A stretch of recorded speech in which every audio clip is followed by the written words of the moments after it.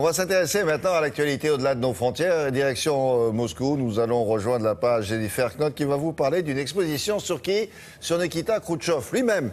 Alors ça nous entraîne bien sûr au cœur de ce qu'on appelait la guerre froide à l'époque, de nombreux documents, des articles, des photos, des extraits de films. Et par exemple, je suppose qu'il doit y avoir la fameuse scène de Khrouchtchev avec sa chaussure à la main qui tape sur le pupitre aux Nations Unies. Il y a ça ou il n'y a pas ça, Jennifer? Bonjour. Bonjour William, eh bien écoutez, vous allez être déçus car il n'y a aucune preuve, aucune photo, aucune archive montrant Khrouchtchev en train de taper du pied sur la table à la tribune de l'ONU comme l'histoire le raconte si souvent. Ce serait donc une légende, mais une légende qui montre la forte personnalité de ce dirigeant. Khrouchtchev, c'est aussi l'homme qui, au cœur de la guerre froide, a su maintenir le dialogue coûte que coûte avec l'Occident. Regardez ce reportage avec Tania Tarasenkova et Volodya Sidorov. Nikita Khrouchtchev, 11 ans à la tête de l'URSS de 1953 à 1964. Ces unes de magazines ont donc un demi-siècle, mais vues de Russie, elles n'ont jamais été aussi actuelles. Car Khrouchtchev, c'est l'homme du dégel, celui qui a su maintenir le dialogue au plus fort de la guerre froide, tout en gardant l'âme russe. En pleine crise de Cuba, les chefs d'État ont eu suffisamment de bon sens pour s'arrêter avant l'irréparable. Les hommes politiques d'aujourd'hui doivent s'en souvenir. À l'époque, l'Union soviétique, ça comptait dans le monde. Bien sûr que Khrouchtchev était un personnage un peu excentrique, mais il comptait.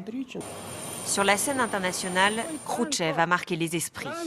Le premier dirigeant communiste à voyager aux États-Unis et en France. Mais aussi l'impétueux, le provocateur aux Nations Unies, ses coups de colère sont devenus légendaires. Alors, comme l'histoire le raconte, a-t-il vraiment pris un jour sa chaussure pour taper sur le pupitre? Aucune photo ne le montre, il n'y a pas de preuve. On a souvent dit que c'était une légende. Certains racontent qu'il a juste voulu retirer sa chaussure parce qu'il avait un caillou. On ne sait pas. C'était un homme très charismatique. Et spontané aussi. Tout ça a fait naître un mythe. Autre désillusion, le téléphone rouge, lui non plus, n'existe pas. D'abord, celui de Khrouchtchev était blanc. Mais surtout, à l'époque, la communication entre Washington et Moscou était assurée par cette grosse boîte, un téléscripteur en bois. Jennifer, on termine avec un document qui est, comment dire, dans les circonstances actuelles, assez compromettant. C'est un décret qui a été signé en 1954, il me semble, des mains de Khrouchtchev. Alors, la Russie transmet officiellement la Crimée à l'Ukraine. Ça ne doit pas beaucoup plaire dans le contexte, hein. Eh oui, William. Alors, ce qu'il faut rappeler, c'est qu'en 1954, quand Khrouchtchev signe ce papier, la Russie comme l'Ukraine appartiennent à l'Union soviétique. Et donc, à l'époque, ça avait assez peu d'importance que la Crimée soit russe ou ukrainienne. Mais voilà, 60 ans plus tard, la situation a bien changé. Et vous vous rappelez, au printemps dernier, la Russie a fait un véritable coup de force pour annexer la Crimée.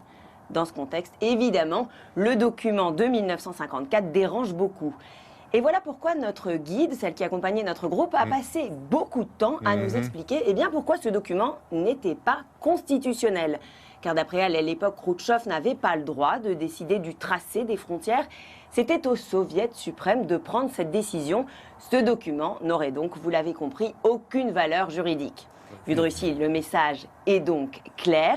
Eh bien, ce document est une erreur du passé. Il était donc logique de la corriger, ou quand la politique réécrit l'histoire. Oui, c'est ça. La politique se glisse partout, y compris dans les expos.